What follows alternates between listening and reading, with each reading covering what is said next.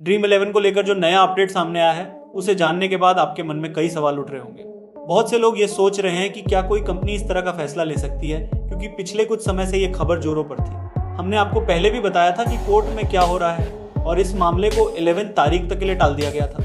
देश के अलग अलग हिस्सों में जो सुनवाई हो रही है उसका फैसला क्या होगा, ये जानने के लिए फैंटेसी गेम्स के चाहने वाले लगातार नजर बनाए हुए हैं। अब जो खबर हम आपको देने जा रहे हैं वो आपके लिए बहुत महत्वपूर्ण है, खासकर उन लोगों के लिए जो ड्रीम 11 खेलते हैं।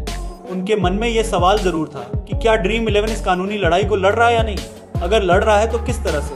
तो चलिए आपको इस ताज़ा अपडेट के बारे में विस्तार से बताते हैं। दरअसल ड्रीम 11 ने अपने प्रशंसकों को चौंका दिया है। ड्रीम 11 की ओर से जो संगठन काम देखता है, जिसे federation of Indian fantasy sports FIFAs कहा जाता है, उसने एक बयान जारी किया है। इस बयान में उन्होंने साफ साफ कहा है कि वे ऑनलाइन गेमिंग कानून के खिलाफ कोर्ट में नहीं जाएंगे। इसके बजाय वे सरकार और नियामक संस्थाओं के साथ मिलकर काम करेंगे।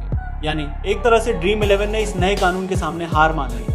वे कोर्ट में जाकर इसकी लड़ाई नहीं लड़ेंगे, बल्कि नियमों के दायरे में रहकर ही कोई रास्ता निकालने की कोशिश करेंगे। अब सवाल यह है कि ये नियम क्या है, ये समझना थोड़ा मुश्किल है, क्योंकि ये मामला पहले ही सुप्रीम कोर्ट तक पहुंच चुका है। इसके अलावा अगर आप देखें तो 3 अन्य कंपनियां जैसे कि A23 वगैरह और कैरन, जो ड्रीम 11 जितनी बड़ी नहीं है और जिनके पास उतने संसाधन भी नहीं है, वे इस कानूनी लड़ाई को अलग अलग कोर्ट में लड़ रही हैं।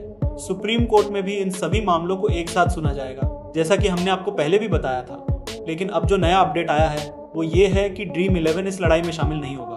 पहले ये खबर थी कि शायद ड्रीम 11 इस मामले में आगे आएगा और अपनी आवाज उठाएगा, लेकिन अब ऐसा नहीं होने जा रहा है। ऐसा लगता है कि वे फ्री टू प्ले गेम्स की ओर बढ़ सकते हैं। अब ये देखना दिलचस्प होगा कि उनका अगला कदम क्या होता है। अब अगर हम कोर्ट की ताज़ा स्थिति की बात करें तो आपको बता दें कि क्या हुआ है। हाई कोर्ट ने केंद्र सरकार को नोटिस भेजा था।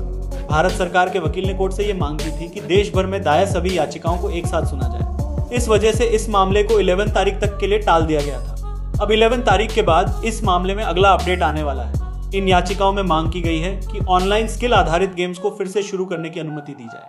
फैंटेसी ऐप्स के मालिकों का मानना है कि ये गेम्स स्किल पर आधारित है, जबकि सरकार का कहना है कि ऐसा नहीं है। इस वजह से ये लड़ाई अब सुप्रीम कोर्ट तक पहुंच गई है। वहां इस बात का फैसला होगा कि ये गेम्स स्किल आधारित हैं या नहीं।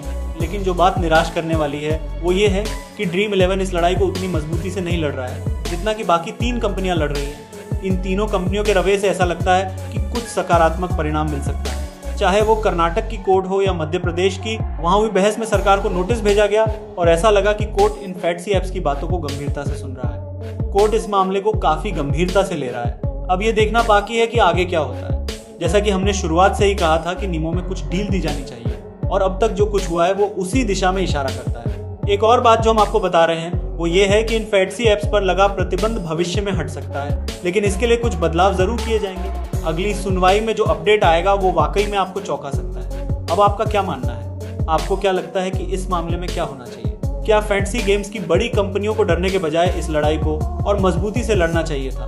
अपनी राय जरूर बताएं।